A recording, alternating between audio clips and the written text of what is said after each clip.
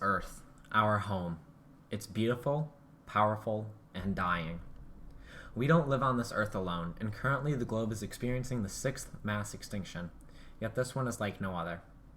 This mass extinction is by our own making, due to our dependencies on fossil fuel and our addiction to ruin the planet we call home. We are rapidly heating the planet through the use of greenhouse gases. However, this isn't the only problem facing our global ecosystem. Invasive species and ocean garbage are two silent killers of our home that are reported on far less than climate change, yet still make a measurable impact. Far too frequently, politicians create plans to solve one of these problems while forgetting the overall goal to save our planet. Team Seas was a massive global movement made by Mark Rober and Mr. Beast, and while they cleaned the oceans, the company that they worked with to get the plastic out of the oceans used massive ships that produce as much pollution as 50 million cars. The same goes for plastic recycling. While recycling is crowned as a way to save the planet, the process is extremely energy intensive and fraught with problems. These facts paint a bleak picture for our planet, and it makes us question that if everything that we do causes the world to die, then what's the point in trying? We will never produce zero pollutants again. It's just not possible. And there will always be something that will hurt our planet, and that is a fact we just have to accept. However, we can reduce the impact as much as possible while still netting a positive effect on our planet. My proposal to save our planet is a plan that tackles three main problems I've already described: climate change, ocean plastic, and invasive species. This revolutionary process with collecting plastic from the Great Pacific Garbage Patch, melting it down using magnified solar rays, and casting it into houses can be used in areas that are suffering from rising sea levels. Every step of the process has been thought out to reduce the amount of climate impact it has on our home, and it's easier than you might expect. The process is split into three distinct phases: the ocean, forest, and construction. The ocean is not only the most technically challenging, but also the most difficult step to make eco-friendly. The ocean phase comprises three steps: collecting, processing, and moving. Collecting is a process that has challenged many scientists, and the Ocean Cleanup Organization has made leaps and bounds to collect ocean plastic through their process of dragging a specially designed net across the ocean to gather up tons of plastic.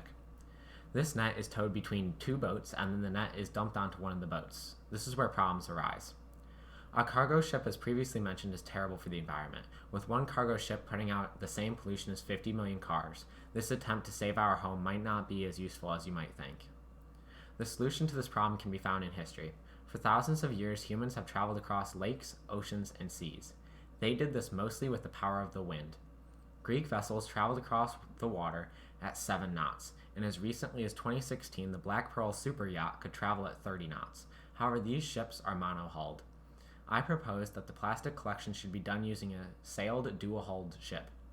These dual-hulled ships can travel 25 to 30% faster than a traditional mono-hull, meaning that this ship could travel at 39 knots, twice as fast as a cargo ship. These 100-foot-long boats would be able to sail with a net between their two hulls, collecting plastic 24/7. This is what the proposed ship could look like.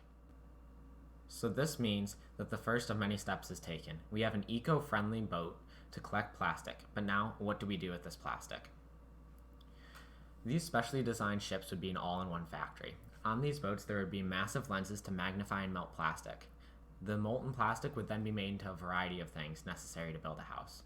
The first step is sorting the plastic. The plastic will be dumped onto the decks of the ships and sorted from there into several different groups.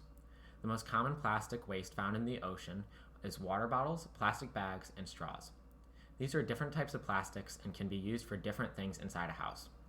The grocery bags, bottle caps, and straws are made of HDPE and can be made into piping for water and sewage. The other garbage bags, made of LDPE, are made into plastic molded parts like fittings and door handles. Finally, the actual bottles themselves can be made into non-load-bearing bricks for the actual structure of the house.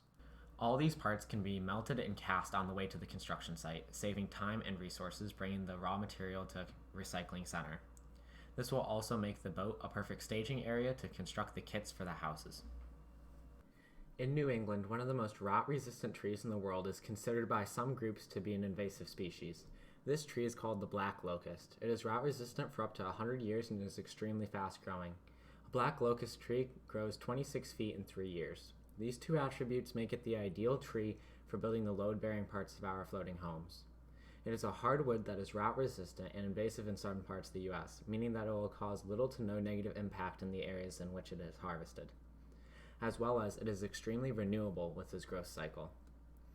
These trees will be harvested by chainsaws using algae-based biofuels and shipped in trucks using the same fuel. This biofuel means that you can avoid the use of batteries, which are hard to recycle, and avoid the use of gas so there is no added CO2 in the air. These clean-running machines will help harvest, transport, and process the lumber. Once the lumber is processed, we can use it to make the pontoons and load-bearing beams for the houses.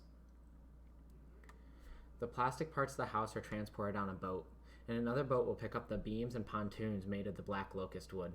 Once all the materials are on the boats, it travels to its final destination. There are many potential places across the world that could use these floating houses. Across 6 continents, 800 million people will be affected by rising sea levels by 2050, so we have little to no shortage of people in need. 2 potential places that these houses could work are Trinidad and Tobago in the Caribbean.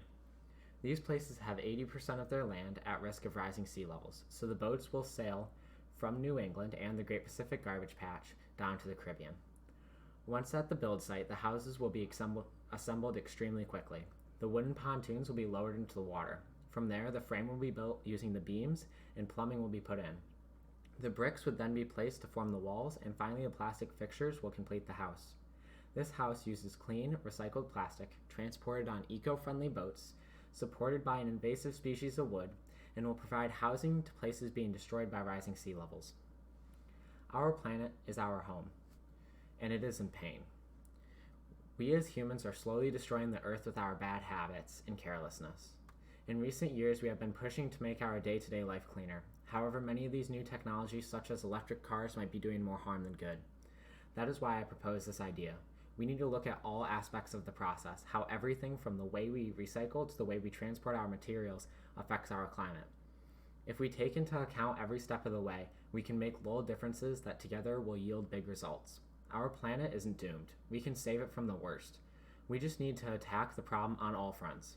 This idea confronts 3 problems facing our home: ocean plastic, invasive species, and the effects of rising sea levels. Using this plan and plans like it, we can save our home. All we need to do is start, and this could be one heck of a start.